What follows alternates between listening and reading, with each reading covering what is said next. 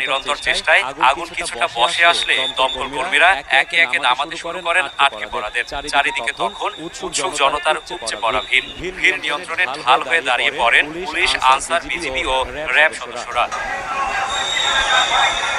প্রাণ বাঁচাতে ছাদে ছুটে যাওয়া মানুষদের উদ্ধার করা হয় ল্যাডারের সাহায্যে। এক্ষেত্রে শুরুতেই নারী ও শিশু, এরপর নামিয়ে আনা হয় আটকে পড়া পুরুষ সদস্যদের। এ সময় নিজের স্বজনকে খুঁজে পেয়ে আবেগে ভাসেন অপেক্ষারত স্বজন, আবার অনেকে কাঁদেন স্বজনের খোঁজ না পেয়ে।